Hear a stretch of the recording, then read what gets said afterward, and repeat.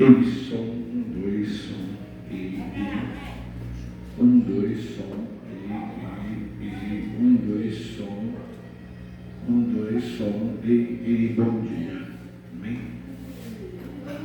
1, 2, 1, 2, 1, 2, som, 1, 2, 1, 2, e, som, 1, 2, e, som, 1, 2, teste, e, som, e, som, 1, 2, teste, 1, 2,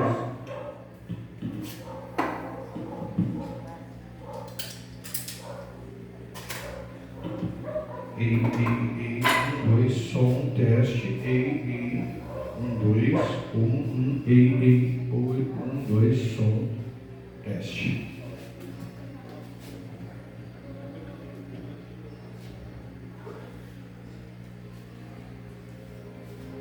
Ei, amém. Amém. Bom dia a todos, boa tarde, boa noite. Eu não sei a hora que você vai ver esse vídeo, mas nós estamos aqui na Confessional do Redentor para mais um culto. E hoje um culto especial, um culto de Páscoa, não é? Um culto no qual hoje nós vamos lembrar o real significado da Páscoa, o real significado da morte e ressurreição do nosso Senhor Jesus Cristo, aquele que veio e há de voltar. Então, que Deus abençoe, que a sua manhã, ou a sua noite, ou a sua tarde seja uma bênção em nome de Jesus, que o Senhor possa cobri-los com a sua bênção, amém? Que a presença do Espírito Santo nunca deixe de estar ao seu lado. É isso que nós aqui na Confessional desejamos em nome de Jesus, amém? Meus irmãos, eu convido os irmãos a abrir a Bíblia lá no livro de Isaías 53, amém? O título da mensagem de hoje é O Fim de Semana que Mudou a História do Mundo. Nós vamos falar hoje do final de semana que mudou a história da humanidade.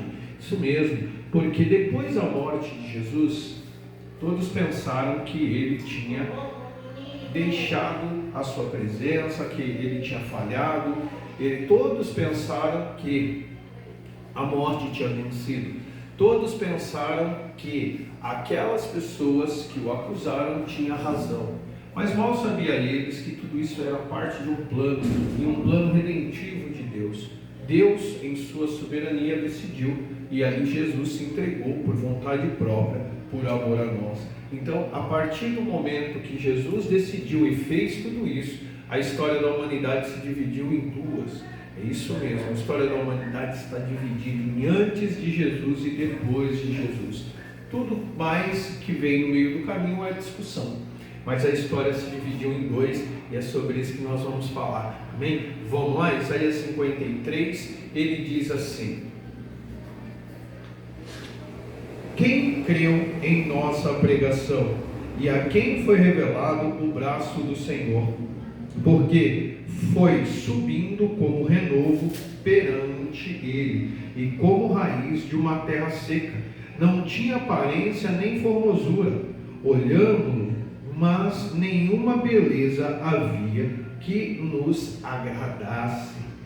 Era desprezado e o mais rejeitado entre os homens, homens de dores e que sabe o que é padecer.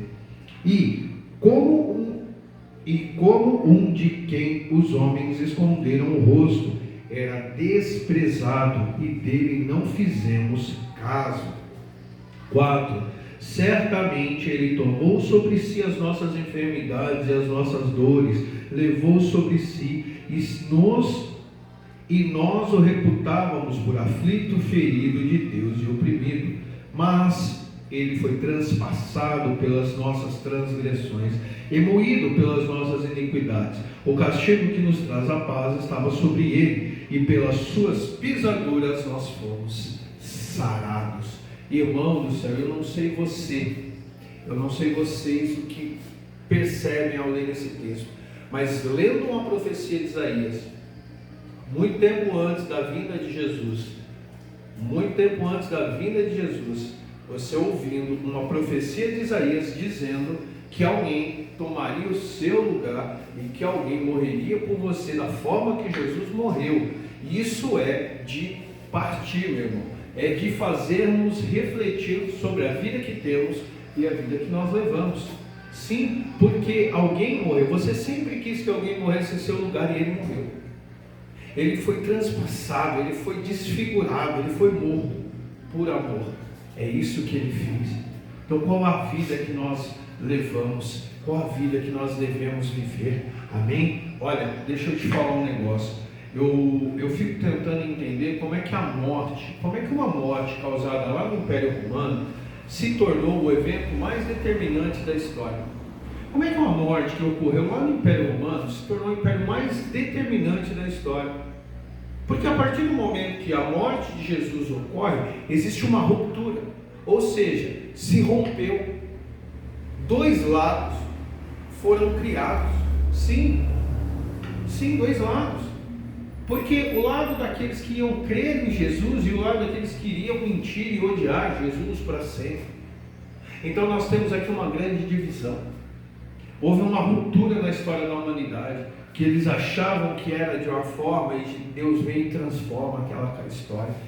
E essa história se tornou a mais influente e a mais duradoura de todas. Pois é, nós estamos falando do cristianismo. Por isso que eu afirmo, irmãos, Jesus é o verdadeiro revolucionário. Não existe na história da humanidade o antes e o depois de nada, mas existe o antes e o depois de Jesus. Sim, a história do mundo está dividida em antes e depois de Jesus. E quando entendemos a morte e a ressurreição de Cristo, quando entendemos a história da humanidade segundo a Bíblia, a nossa vida é transformada e a vida de todas as pessoas que estão ao nosso redor, a vida da sociedade, a vida das famílias inteira, ela é impactada. Então, eu quero que vocês reflitam, porque quando Isaías escreve, imagina, ele está trazendo à memória dessas pessoas fatos que existiram. Se você for para Gênesis, para Êxodo, você vai entender que esse povo passou 400 anos no cativeiro. Eles passaram 400 anos sendo escravos. E depois da morte de José e do rei lá do Egito, eles passaram a ser oprimidos, passaram a ser pressionados. Então a angústia, a dor estava cada dia maior nessa região.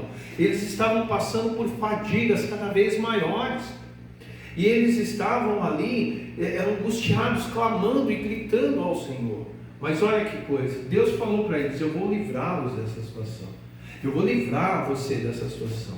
Com as minhas mãos, Deus, eu vou lá, eu vou te tirar, eu vou mudar a sua história. Só que percebam que antes disso, Deus chama Moisés e através de Moisés, Deus vai lá e dá uma ordem a Moisés. Cumpre-se ali as 9 primeiras pragas, e antes da 10ª praga, Deus diz para Moisés falar para o povo que eles celebrassem a Páscoa. Olha só, antes mesmo de serem libertos, o próprio Deus os deu ordem de cumprir a Páscoa. O próprio Deus disse para eles: vão lá e façam essa celebração. Por quê? Porque Deus já estava mostrando que o servo sofredor, ele triunfaria sobre a morte, que o servo sofredor, ele já iria remover a culpa do pecado do povo diante de Deus, e que esse sacrifício ocorreria para que todos pudessem ser livres da culpa do pecado e livres da morte, e assim tendo direito à salvação. Por isso que a morte de Cristo, ela é tão significativa. Por isso que a morte de Cristo até hoje, ela é rejeitada. As pessoas não conseguem entender o propósito dele ter se entregado. A gente pode perceber que falam muita coisa, mas desfocam o principal. Amém, irmãos? Porque olha só, Cristo, a ordem que Deus deu foi: matem um cordeiro sem defeito. Cordeiro sem defeito já representava Jesus, não estava dizendo que era, mas era já uma representação de Jesus, porque Jesus foi o homem que veio e viveu nessa terra sem pecado, foi isso que ele fez. Então um cordeiro sem defeito, e esse cordeiro, ele iria ser morto para que aquelas pessoas pudessem ser salvas, e para que as pessoas depois de Cristo pudessem alcançar a salvação. E aí a gente percebe que não é somente A Páscoa, olha que coisa. Nós estudamos Mateus aqui, estamos estudando Atos, e a gente percebe que o Evangelho ele nunca vai ser só para um grupo, que o Evangelho ele é para todos, todos os que creem. Então a gente precisa tomar cuidado com essa palavra, porque nem todos vão crer, e esses que não vão crer vão falar que é injusto as coisas que acontecem, mas eles decidiram, eles se afastaram. Mesmo eu entendendo que Deus é soberano, mesmo eu entendendo muita coisa, eu tenho, por mais que eu tenha dificuldades, nós precisamos entender que existe algo. Deus é soberano, mas existe a nossa responsabilidade. Seremos todos responsabilizados por nossos atos. E olha, então o Evangelho ele vem para todos que aceitam. Olha que coisa, quando ele dá ordem para poder matar o cordeiro sem defeito e passar ali o sangue na ombreira da porta, ele diz assim: olha, você vai matar, mas se a tua família for pequena, você vai chamar teu vizinho. Isso, você mata ali, mas se for pequeno, chama teu vizinho, chama ele. Isso para mostrar para nós que desde esse período até agora, o Evangelho ele simboliza a unidade entre as pessoas. Não é o Evangelho, não é algo egoísta que pensa em si próprio, na sua vantagem ou nos seus desejos. Não, ele pensa em todos. Poxa, tem mais comida do que o número de pessoas na casa, então traga essas pessoas, traga-os de fora para participar. Percebam a chance que Deus dá desde esse período é para todos. Só que os homens vão negar, mas é para todos. Você está sendo chamado, você está sendo acolhido. Deus, venha, participe comigo dessa festa, participe comigo dessa celebração. Amém, irmãos? É isso que ele está fazendo. E tudo isso ocorreu antes da 10ª praga do Egito. É uma das histórias mais fantásticas. Então ele está dizendo: fica na tua casa, marque ela com sangue, e o cordeiro, né? Esse cordeiro morto que você vai marcar com sangue vai representar o livramento. Mas deixa eu te falar algo. Sabe o que significa Páscoa? Páscoa vem do verbo lá do hebraico, é pascha, que significa passar por cima. Ou seja, aqueles a quais colocarem o sangue na ombreira da porta, aqueles que colocarem o sangue, a morte passará por cima, representando que Cristo venceria a morte. Cristo passaria por cima da morte, não está escrito, mas é uma representação de que a vitória está em Cristo. É isso que ele está dizendo, porque olha, Deus livrou as pessoas que ouviram a voz de Moisés e colocaram. Deus não livrou somente ali os religiosos, Deus não livrou as pessoas segundo a sua classe social, segundo a sua cor, segundo a sua... Não, Deus livrou aquele que obedeceu, aquele que fez o que era para ser feito, aquele que matou o cordeiro, é aquele que colocou o sangue na ombreira da porta. Percebam, é para todos. Não existe uma divisão no Evangelho, existe uma união. Então Cristo morreu para que todos pudessem ser salvos. A Páscoa vai representar muito mais, porque é uma celebração que mostra para nós que Cristo também ressuscitou dos mortos. Por isso que a nossa esperança não está sobre nós, mas está sobre Ele. Ele venceu a morte, Ele ressuscitou, Ele foi além, Ele fez. Para nós não é simplesmente o coelho da Páscoa, para nós é o Cristo que morreu e ressuscitou em nosso lugar. Começa numa sexta-feira, que todos comemoram o chocolate, mas que devia ser um dia de choro, de amargura, de dizer assim: cara, ele morreu, alguém morreu por mim, alguém se entregou no meu lugar, mesmo ainda eu não merecendo, ele fez. Ah, irmão, e a partir desse momento, a história dele foi transformada, a nossa história. Então começa com a Páscoa ali, com o sangue de Cristo, e termina no domingo com a sua ressurreição. E Cristo morreu para que eu e você pudesse ser libertos da amargura, libertos da escravidão, libertos do pecado, da angústia, libertos da culpa. É isso, Ele morreu, Ele se fez, irmão, Ele deu a vida por amor a mim, por amor a você. Amém? Amém, irmãos? Isso faz com que a gente deva entender e viver uma vida que glorifique a Deus cada dia mais. Amém, irmãos? Porque é impossível você viver com tanta culpa. Agora, uma coisa é fato: se a ressurreição de Cristo não fosse importante, as pessoas não estariam fazendo matérias. A BBC fez matéria, o Estadão fez matéria, Folha de São Paulo fez matéria, os jornais fizeram matérias, falando sobre o percurso de Cristo, falando sobre a ressurreição, e cada um dando a sua interpretação. Se tudo isso não fosse real, a gente pode entender que, olha que coisa, se tudo isso não fosse real, irmão, por que os nossos amigos ateus se incomodariam tanto? Ficariam ali angustiados, dizendo: olha, eu comi carne, olha, eu fiz isso. Por que você se incomoda se algo não é real? Por que você está incomodado com a minha vida, se eu sigo ou não a Cristo? Por quê? Se isso te incomoda, será que não está na hora de você fazer uma investigação real dentro de você e entender o real propósito ao qual você está agindo dessa maneira? Porque eu não me importo com aquilo que não existe, eu me preocupo com aquilo que existe. A tua vida você leva como você quer, você vai ser responsabilizado pelo que você faz. Deixa, se Deus não existir, Cristo não existir, cara, põe na sua cabeça: eu não perdi nada seguindo Ele, não perdi nada. Eu não me tornei alguém diferente, eu não me tornei alguém melhor porque eu tive medo, mas porque eu compreendi o que Ele fez por mim. Se você não quer aceitar, ótimo, vive a tua vida. Deus, Ele é tão justo, que Ele permite, justo sim, você crendo ou não. E por quê? Porque Ele permite que você plante o que você quer. Por isso que Ele é bom. Mas Ele é justo porque Ele diz para você: a colheita, ela é obrigatória. Se você plantou, colha. Então não tem como a gente fugir disso. Amém? Então a Páscoa, ela para mim, ela me lembra um sonho de liberdade, sabe? É pensar na Páscoa, é pensar no ser livre. Sim, no ser livre.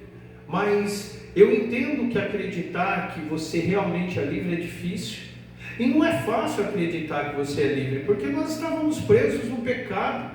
Estávamos presos ali dentro de uma caverna, como disse Platão, né, no mito da caverna. Platão, ele fala que as pessoas estavam dentro da caverna e o máximo que elas poderiam ver são luzes passando.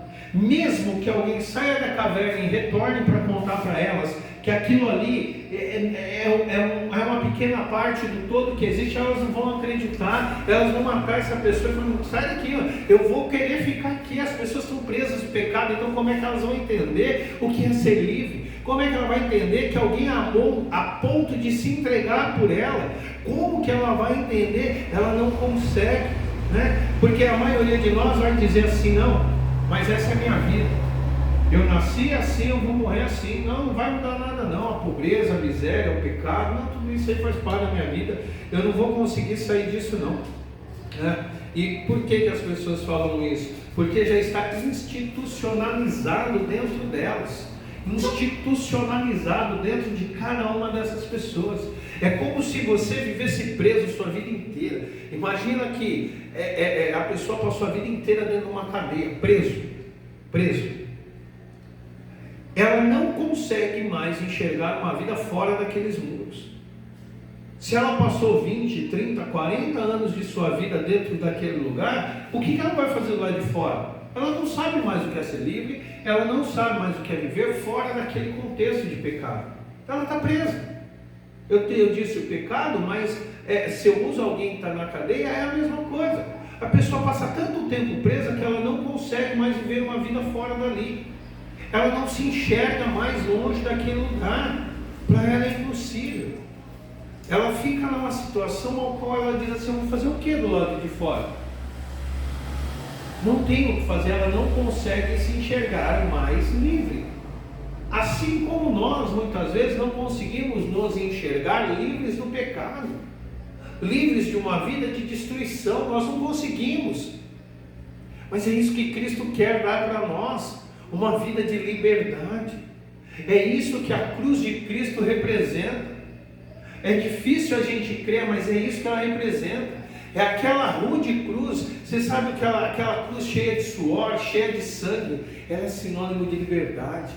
Eu não posso, você pode não entender, mas aquela rude cruz, a cruz de Cristo que está marcada com suor e sangue, ela representa a sua liberdade, a sua salvação. É isso que ela representa. Ali é a maior declaração de amor que você já pode ter ouvido. A maior declaração de amor que você já ouviu na sua vida é o grito de Cristo naquela cruz por amor a você. É Cristo dizendo, eu te amo. É Cristo dizendo assim, eu estou ao seu lado, eu não vou te abandonar. É isso que Ele está dizendo. É isso que aquela cruz de Cristo diz para você. Meu irmão, Atos 17:30 diz que Deus não leva em conta o tempo da ignorância. Então o tempo que você levou, o tempo que você viveu longe de Cristo, a vida que você tinha antes, para Ele deixa de lado.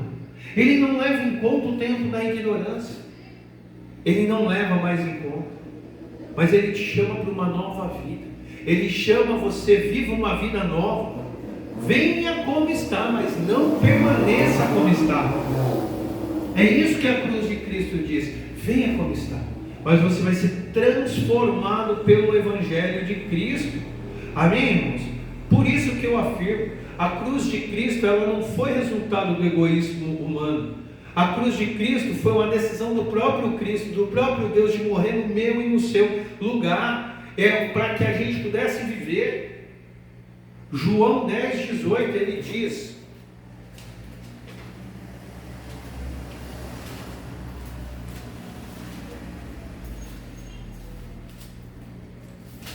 João 10:18, ele diz assim, ó: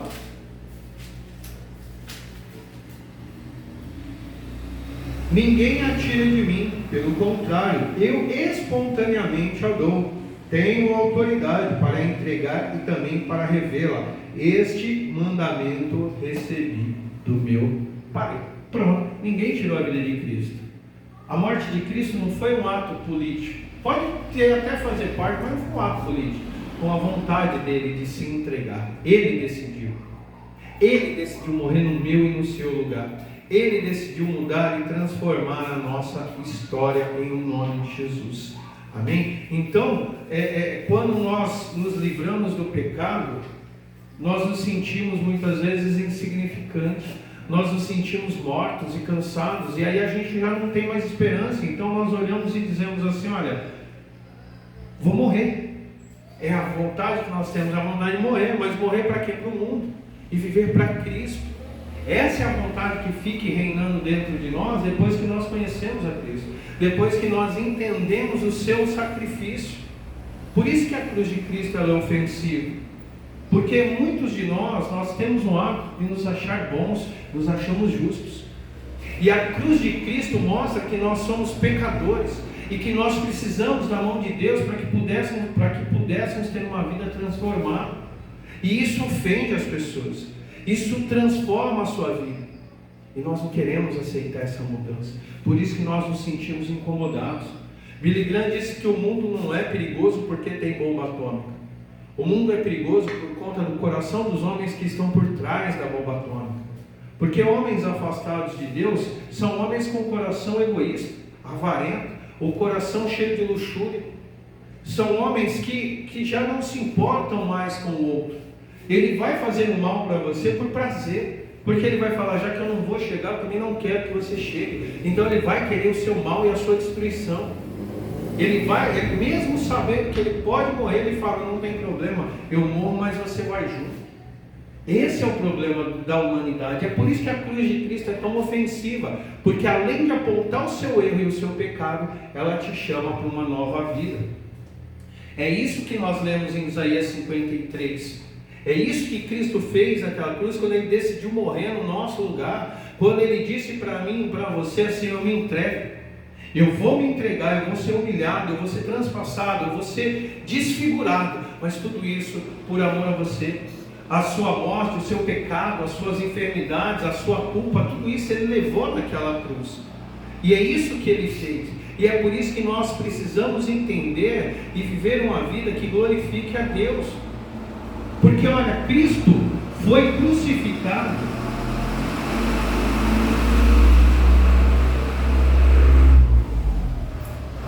Cristo foi crucificado sendo acusado daquilo que ele não fez. Cristo foi crucificado pelo que ele não fez, mas ele se entregou para que você pudesse ter vida, para que você pudesse viver, para que você pudesse ser livre da culpa do pecado, da morte, das enfermidades, livre de todo o mal. Foi para isso que ele se entregou. Foi para isso que ele morreu no seu lugar. Você acha injusto o que fizeram com Cristo? Então por que a gente, ou por que você vive uma vida como se Cristo não existisse? Como é que você vive como se ele não voltasse? Se você acha injusto o que aconteceu com ele, por que você vive de qualquer forma e de qualquer maneira? Nós devemos viver uma vida que glorifique e exalte o nome do nosso Senhor. Foi isso que nós lemos em Isaías 53. É isso que ele está dizendo para você: eu vou me entregar para você, eu vou sofrer no seu lugar, porque eu quero que você tenha vida e vida em abundância. Eu quero que você seja feliz. Eu quero que você entenda o peso da cruz. Eu quero que você perceba que não vai ser fácil a caminhada, mas eu vou estar contigo todos os dias da minha vida. Eu jamais vou te deixar, eu jamais vou te abandonar. É isso que ele está falando para mim, é isso que ele está falando para você. Amém? É isso que Cristo está falando. Vai ser difícil, porque Lucas 23, do 26 em diante, ele diz: quando levaram Jesus para ser morto, Simão Cirineu, que acabava de entrar em Jerusalém, vindo do campo, foi forçado a acompanhá-lo, a transportá-lo à sua cruz. Atrás seguia um grande cortejo, incluindo muitas mulheres vergadas pelo desgosto. Mas Jesus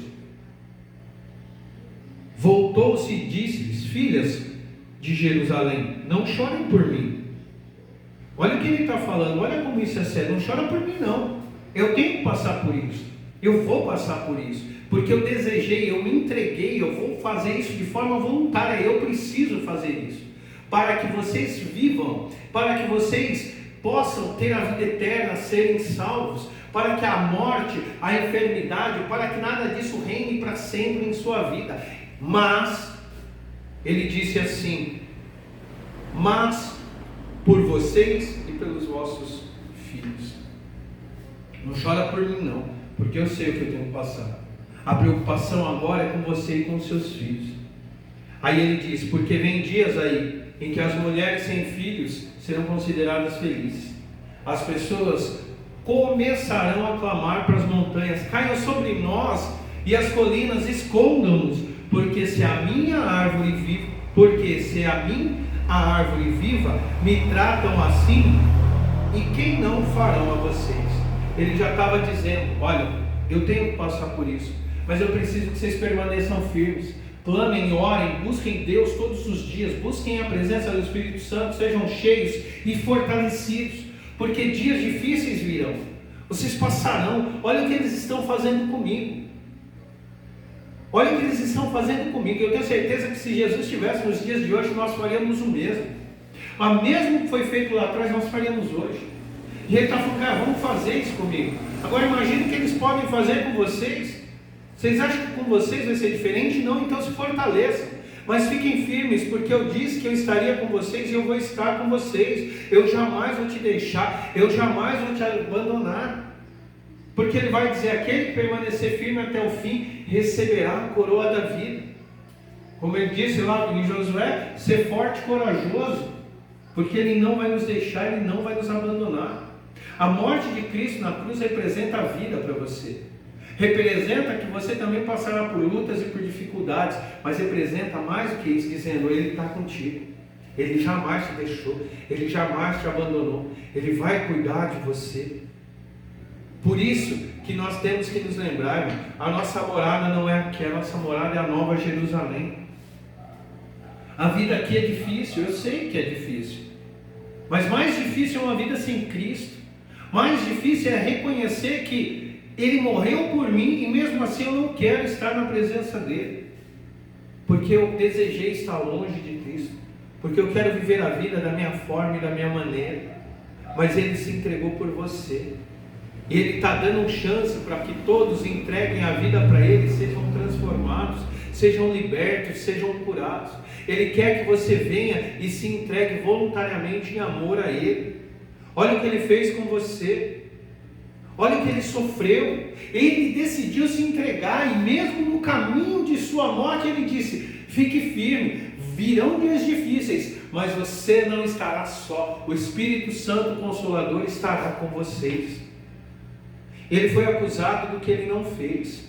Ele suportou uma morte de cruz e uma morte humilhante por amor a você. E olha que interessante, naquela morte de cruz tinham 2 criminosos com ele. Ele foi crucificado com mais 2 pessoas. E como diz, ali Lucas do 35 em diante, a multidão assistia a cena e os líderes judaicos se faziam próximos, ajudavam, tantos outros diziam: vamos a ver se salva a si mesmo, se é realmente a Cristo escolhido de Deus. Também os soldados trançavam dele e deram-lhe vinho azedo para beber, gritando-lhe: se é o rei dos judeus, salva-te a si mesmo. Olha o que eles estavam fazendo. Você salvou os outros, você não disse que curava, você não disse que libertava. Olha o egoísmo, olha a avareza do coração humano, olha o sarcasmo que nós carregamos dentro de si, dizendo: você não é bom? Faz você não é bom? Se livra dessa cruz, desce daí. Só que eles não sabiam que o plano de Deus não era esse. Eles não sabiam que Cristo precisava morrer naquela cruz para vencer a morte, porque a morte foi vencida com a morte de Cristo. A morte não teve a última palavra, a doença não tem a última palavra, nem o mal tem a última palavra. A última palavra quem tem é Deus, é Cristo que se entregou e se decidiu morrer no seu lugar. A última palavra vem dele. E é por isso que as pessoas zombavam dele, porque elas não entendiam o real propósito, elas não entendiam, eles zombavam de Cristo. Mas um dos criminosos falou assim: cara, não zomba dele não, ele não tem culpa, nós somos culpados. Uma das pessoas reconheceu que era culpado e pecador, enquanto o outro ficava zombando. Isso nos lembra de que a cruz de Cristo mostra que só um foi salvo, para que ninguém se orgulhasse, para que ninguém se achasse melhor e nem superior ao outro, porque diante de Deus somos todos iguais, não existe diferença. Para Ele, para Cristo, todos nós somos iguais. Então Ele não quer pessoas orgulhosas. Primeiro Ele quebra o teu orgulho. Quando você reconhece que você passou, quando você reconhece que você é um pecador, é porque você reconhece o sacrifício de Cristo naquela cruz por você. E isso faz com que você lute para que tenha uma vida santificada, uma vida mudada e transformada. Porque você fala: Deus, se eu não merecia morrer no meu lugar, eu sou um pecador, eu sou um cara que devia ter morrido. E aí Ele olha para você e fala: não, você deve continuar vivo, porque eu te amo, eu vou dar a vida no seu lugar. Mas aí Ele diz para um dos ladrões: você vai estar comigo no paraíso. E o outro fez a escolha. Então o outro decidiu morar lá no inferno, porque ele foi responsabilizado pelos seus atos, assim como nós seremos.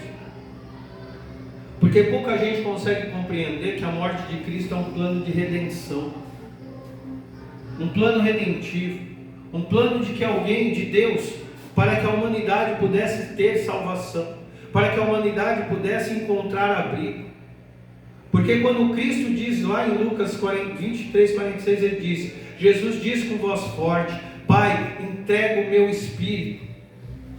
E com essa palavra morreu. A partir do momento que Cristo decidiu morrer naquela cruz, entenda, existia um véu que nos separava de Deus. É como se uma mão pegasse o pano e rasgasse ele de cima e embaixo, e toda a separação que existia dos homens para Deus, ela parou a partir daquele momento, ela deixou de existir. A partir daquele momento, a morte passou a não ter mais a última palavra. A partir daquele momento, as dores não passou mais a ter a última palavra. A partir daquele momento, você passou a ter livre acesso ao Pai. Ele abriu as portas e disse: venha, filho, porque eu te amo. Eu me entreguei por amor a você. Eu venci o inferno. Eu despedacei a morte.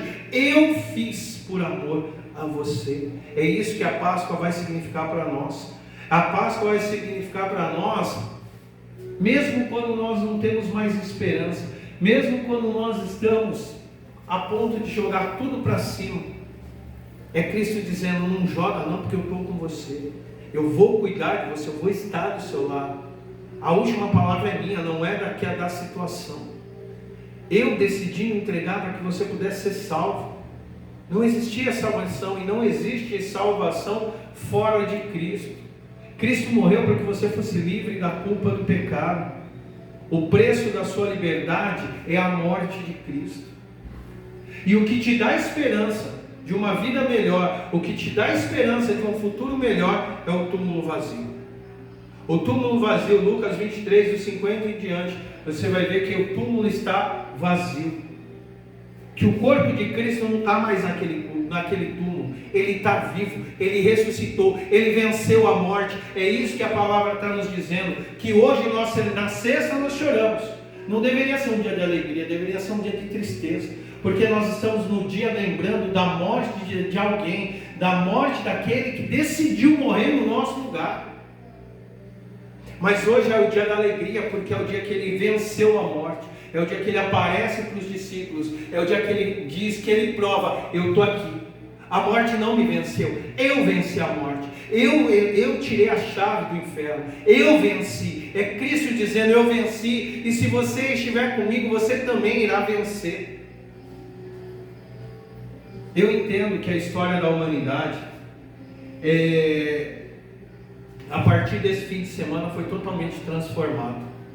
A história da humanidade nunca mais vai ser a mesma, porque existe o antes de Cristo e o depois de Cristo. Porque o antes de Cristo, a morte reinava, as dores reinavam, o pecado reinava, mas depois de Cristo, tudo isso foi transformado. Tudo isso passou a perder o seu sentido. Aquela revolução que se iniciou lá no Sinai, aquela revolução que se iniciou lá no Êxodo, quando Deus manda eles saírem do Egito e virem para a terra prometida. Aquela revolução que antes da 10ª praga, Deus disse para eles: celebra a Páscoa. Celebra a Páscoa, celebra a sua liberdade. Eu quero que você seja livre, então já celebra a liberdade. Mas nós não estamos livres ainda. Mas celebra, porque você vai ser livre. Deus vai te dar total liberdade. Deus não quer que você viva como escravo, mas Ele quer que você viva como um livre. E Ele decidiu, então antes da 10ª praga, Ele falou: ei, pode celebrar a Páscoa. Moisés, reúne todo mundo e celebra a Páscoa. E a partir daquele momento, a história da humanidade foi transformada. Porque Ele morreu para que você fosse livre. A ressurreição de Cristo é o ponto principal da nossa história. A ressurreição de Cristo, ela é uma ressurreição que ela mostra para nós que a morte não vai vencer. Ela é uma ressurreição que mostra que o inferno não vai prevalecer. É uma ressurreição que mostra que Cristo decidiu se entregar por nós para que houvesse o perdão dos pecados. Eu sei que a ressurreição de Cristo, ela desafia a lógica humana. Nós não conseguimos compreender. Nós não conseguimos entender como é que Ele pode ter morrido e ressuscitado. Mas isso não é o que deve nos preocupar.